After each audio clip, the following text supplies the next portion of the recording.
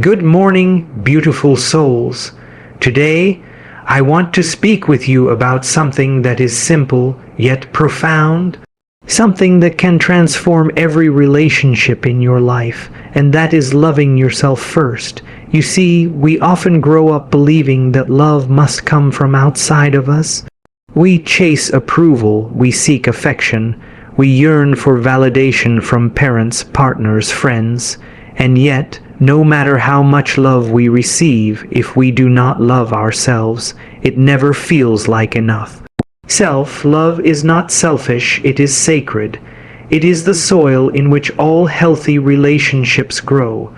Imagine trying to plant a flower in dry, cracked earth.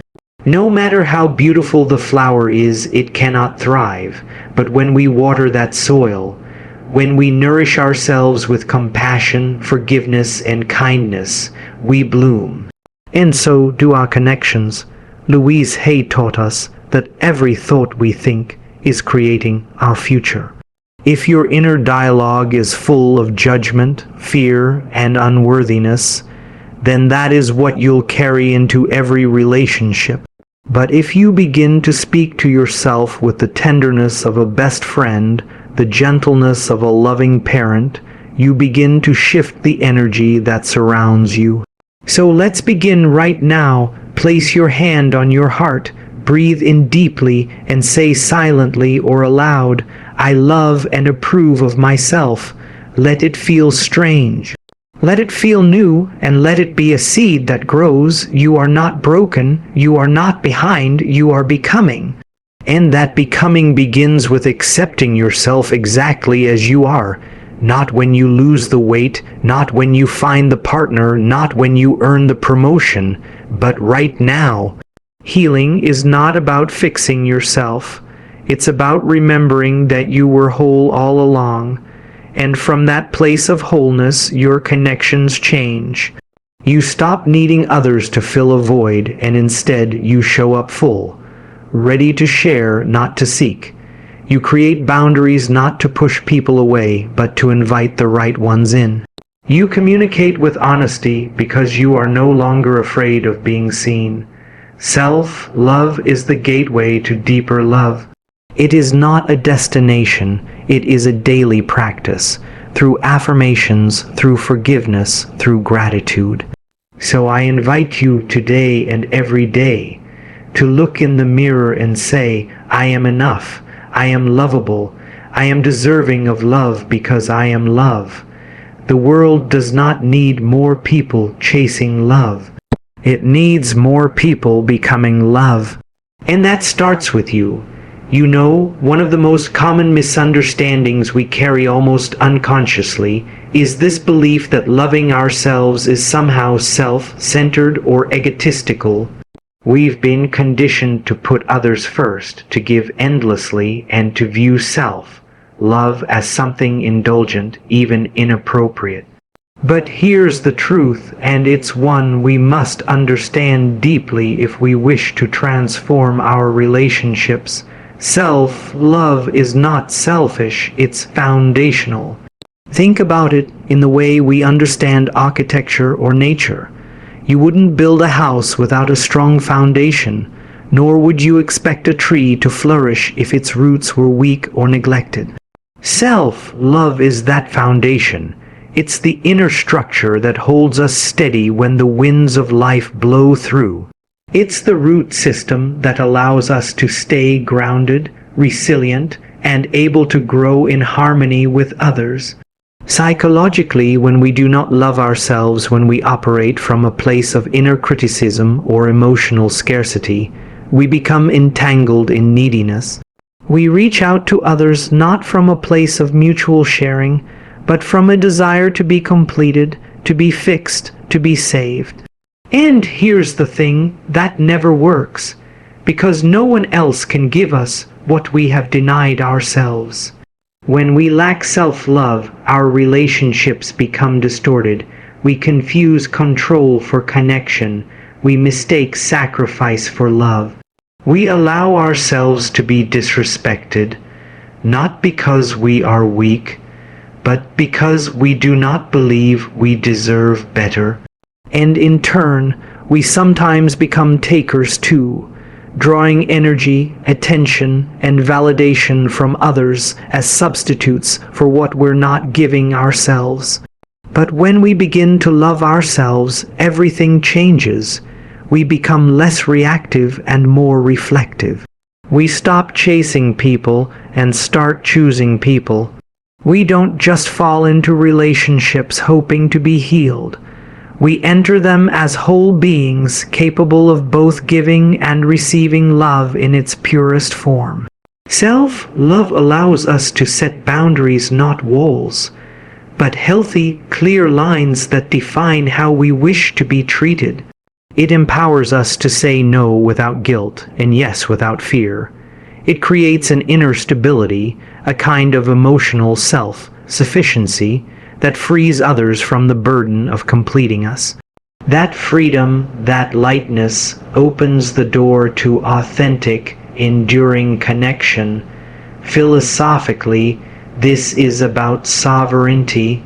To love oneself is to reclaim your own mind and spirit, to say, I am not waiting for the world to tell me I am enough. I am choosing to know it now, and that choice is radical. It shifts the dynamic in every interaction because we are no longer approaching others from a place of lack, but from a deep, rich sense of wholeness.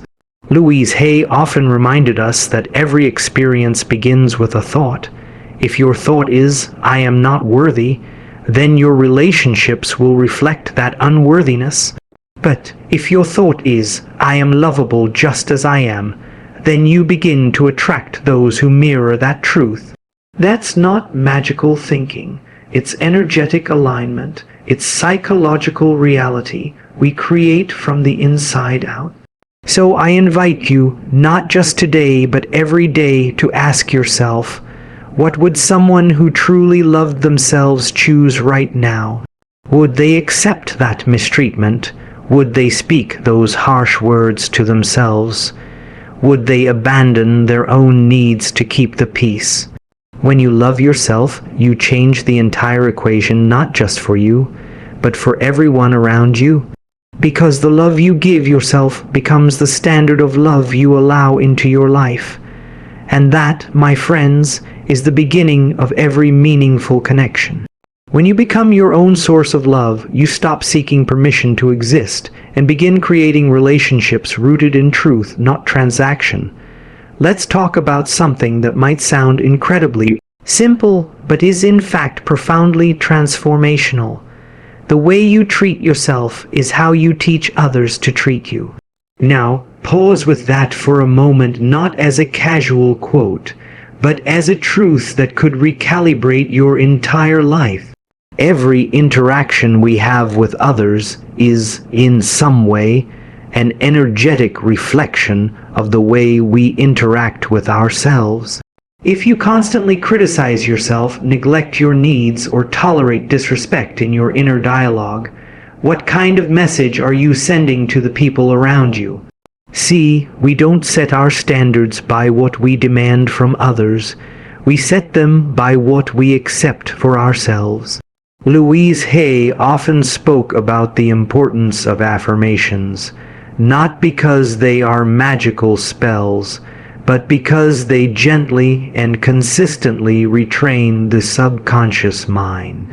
When you start your day by saying, I am worthy of respect, I am worthy of love, I am worthy of kindness, you are not just planting seeds of self-love. You are laying down boundaries in your energetic field. You are clarifying without speaking a word how you expect to be treated. And this isn't just spiritual theory. It's rooted in behavioral psychology. Human beings are constantly reading each other for cues. We pick up on tone, posture, emotional availability. When someone carries themselves with quiet confidence, when they treat themselves with care and reverence, others feel that. They either rise to that frequency or they fall away. But when you constantly betray yourself to be liked, when you stay silent when you need to speak, or give when you have nothing left to give, people learn that your boundaries are flexible. They learn that your presence can be taken for granted, not because they are inherently cruel, but because you've shown them that your well-being is negotiable. This is where the work begins. Self-love is not just about how we feel, it's about how we act, how we show up for ourselves, especially when it's uncomfortable. When you begin to advocate for your own needs, when you walk away from people who chip away at your peace, you are sending a clear message: I value myself. Now, this isn't about being rigid or emotionally walled off. It's about cultivating enough self-respect that you no longer allow your worth to be debated. And when you live from that place, your relationships naturally evolve. Some will fall away, others will deepen. But all of them will become more aligned. There's a philosophical depth to this too. You are not just a participant in your life, you are its author. And your self-treatment is the tone you set for the entire narrative. Are you writing a story of self-abandonment or of sovereignty? Of fear-based people pleasing or of bold, compassionate truth? The beauty is you get to choose.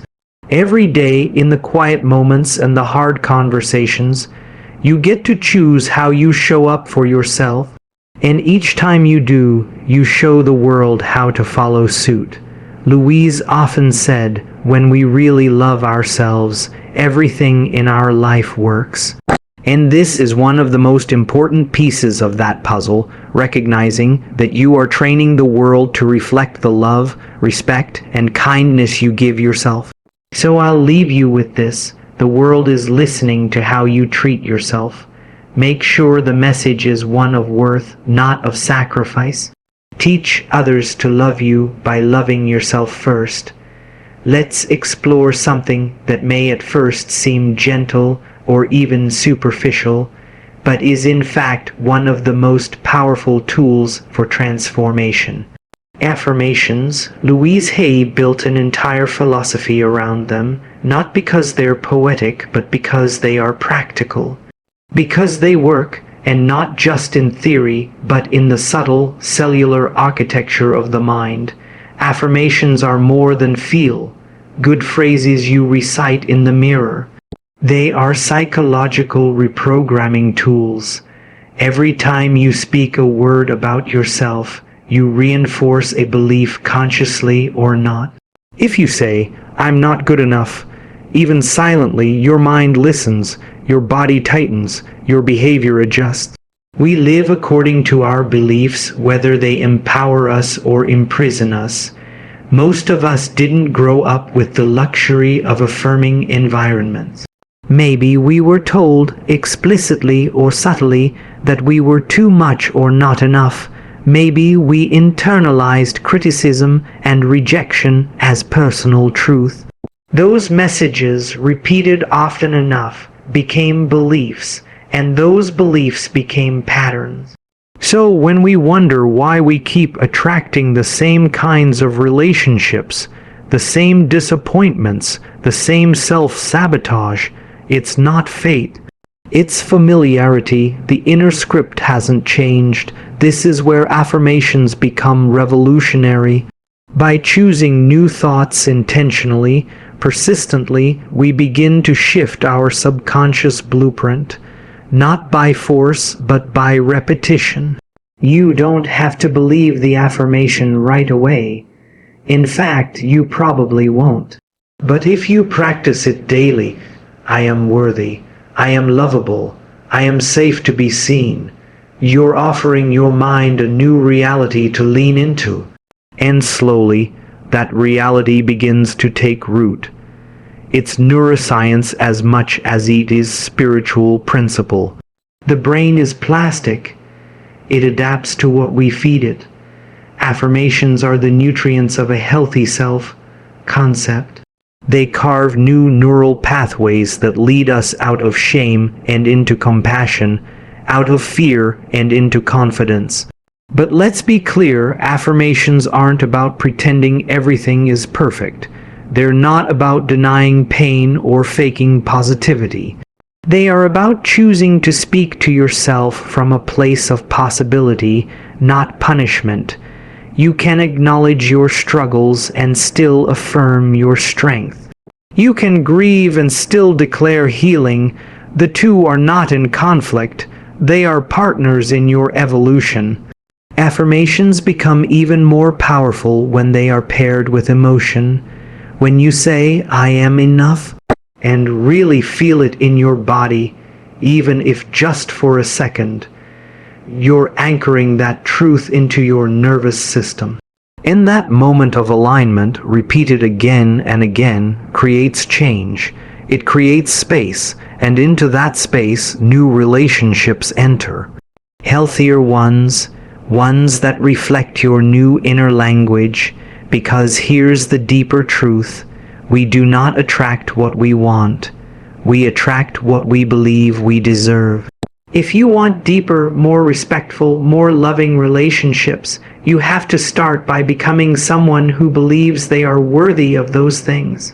And the most accessible way to begin that journey is through the words you speak to yourself, day in and day out. So if your inner voice has become your harshest critic, begin today, gently, consistently.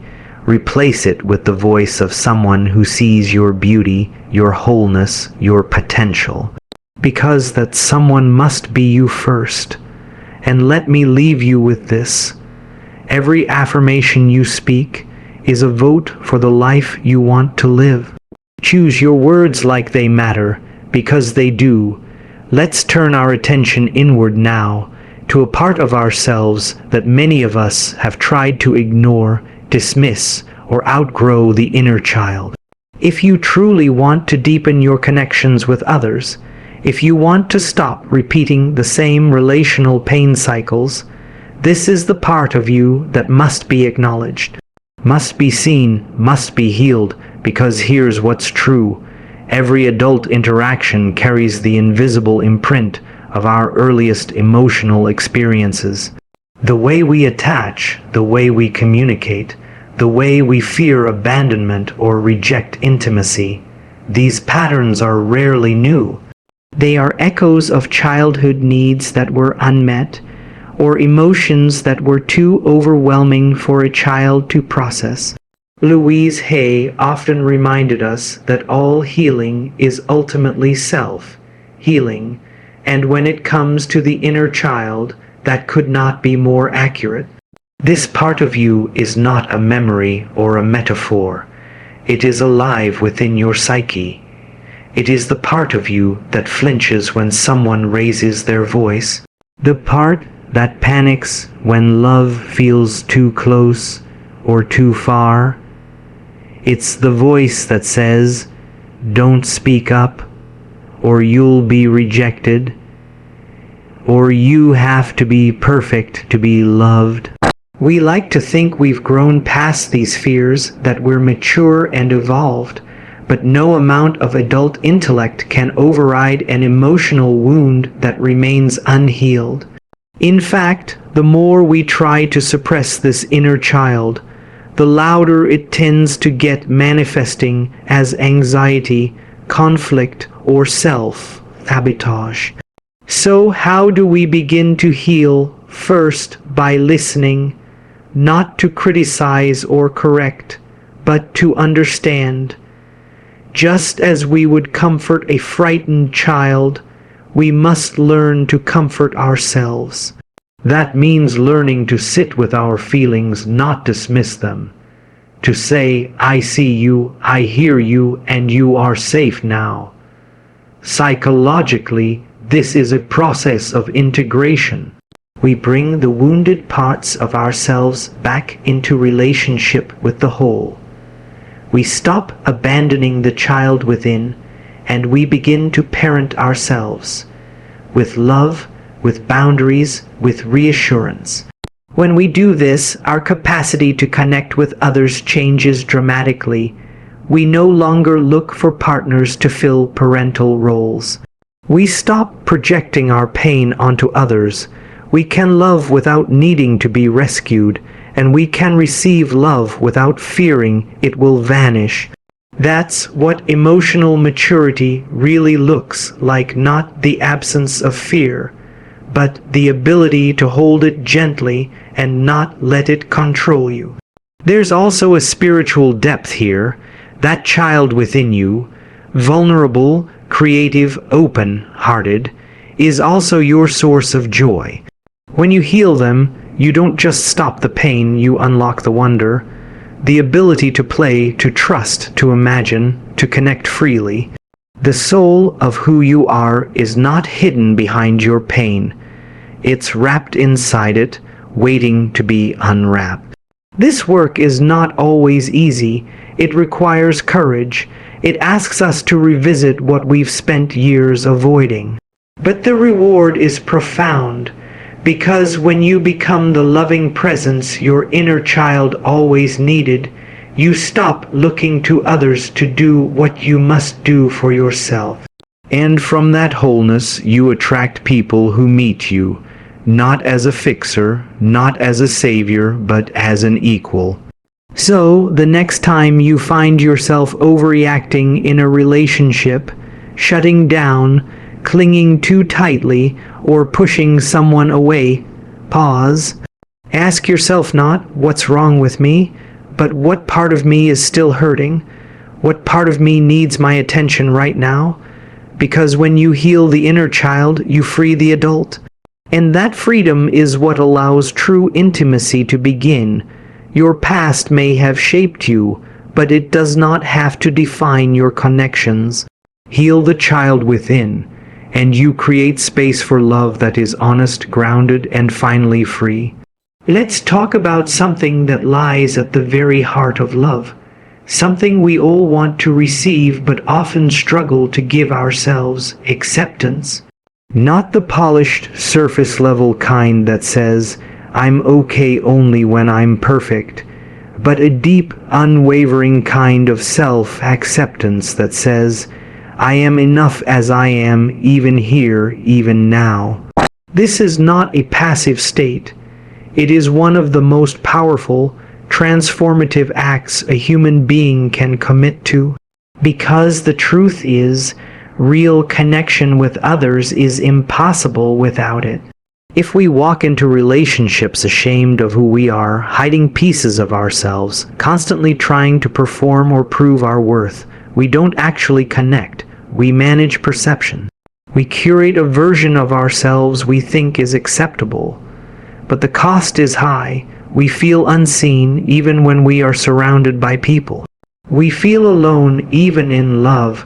This is why self-acceptance is not a luxury, it is a necessity. Without it, love becomes conditional. We tell ourselves, once I lose the weight, then I'll be lovable. Once I'm more confident, then I'll deserve a partner.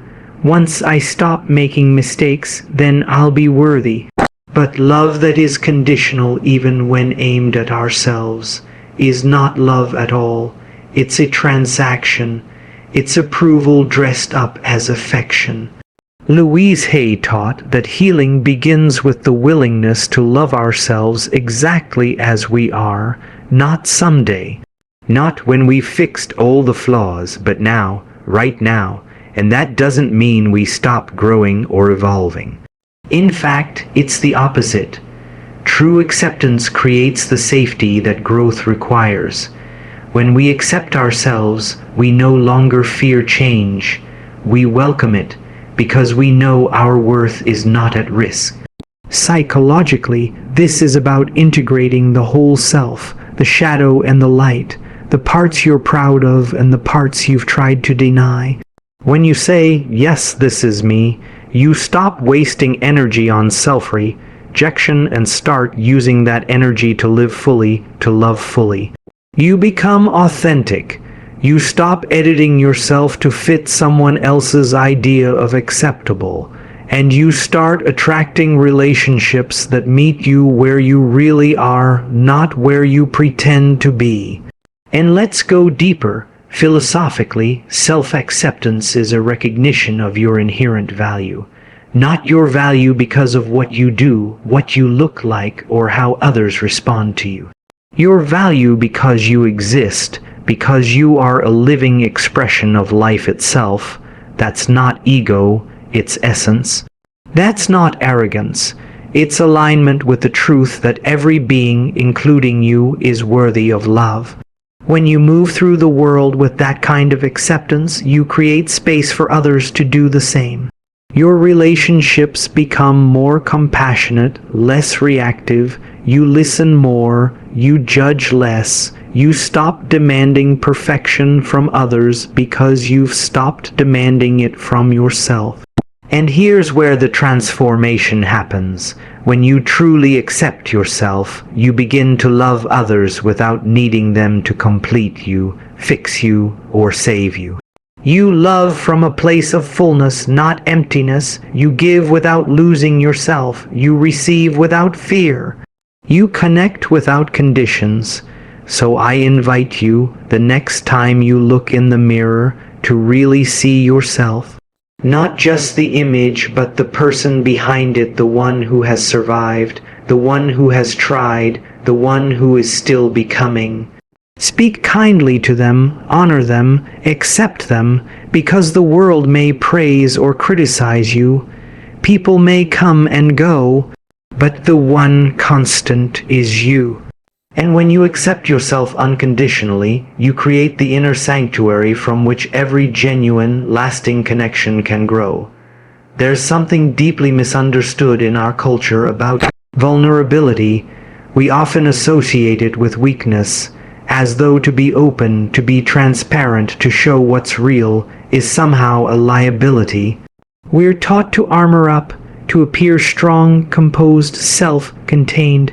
But let's challenge that idea together, because the reality is this: vulnerability is not a sign of weakness. It's the ultimate act of self-trust. You cannot be vulnerable if you don't feel fundamentally safe within yourself. Vulnerability requires an internal anchor, a sense that, no matter how others respond, you won't betray yourself. You won't shame yourself. You won't abandon the truth of what you feel. That kind of inner security doesn't come from the outside. It comes from deep self-love. When you love yourself first, you create an inner environment where your emotions are welcome. You don't need to hide your fears, your insecurities, or even your desires. You allow them to surface because you trust your own capacity to meet them with compassion. And in doing so, you begin to offer that same compassion to others. Psychologically speaking, vulnerability is the birthplace of intimacy. It is what allows us to move beyond surface-level interaction and into real, meaningful connection. When we pretend to be invulnerable, we may protect ourselves from judgment, but we also wall ourselves off from being fully seen. And here's the paradox: the very thing we fear, rejection, is often less likely to occur when we show up honestly. Why? Because vulnerability invites empathy. It reminds people of their own humanity. It says, I trust you enough to show you who I am. But there's a caveat. Vulnerability must be intentional. It must be grounded in discernment and self-respect. It's not about bleeding emotionally for validation, nor is it about oversharing to prove authenticity. It's about choosing to reveal what's real, because you honor your truth more than you fear someone else's reaction. Louise Hay often spoke of the power of self-approval, the idea that we don't need others to validate us in order to feel whole. And when we truly internalize that, we unlock the courage to be vulnerable, because now we are not performing for acceptance. We are expressing from fullness. We're saying, here is my truth, and whether you accept it or not, I am still whole. I am still worthy. Philosophically, this kind of vulnerability is an act of surrender, not to other people, but to life itself. It's the recognition that we are not here to be invulnerable. We are here to feel, to evolve, to open, and to be opened. And there is immense dignity in that. There is power in the willingness to be moved. So what does this look like in real relationships? It looks like having hard conversations instead of avoiding them. It looks like expressing your needs without apology. It looks like staying with your truth even if your voice trembles. Vulnerability doesn't always feel good, but it always deepens the space between two people when it's offered with clarity and love. When you are anchored in self-love, you don't share your heart to be fixed. You share to be understood. And that difference changes everything, because now your relationships are not built on roles or expectations. They're built on truth, on resonance, on mutual recognition. So I invite you, as you move through your life, to practice this brave kind of openness, not recklessly, but intentionally, with discernment, with heart, because when you allow yourself to be seen, you give others permission to do the same. And in that shared vulnerability, you don't just connect, you heal, you grow, you love without fear. And that is the deepest connection of all.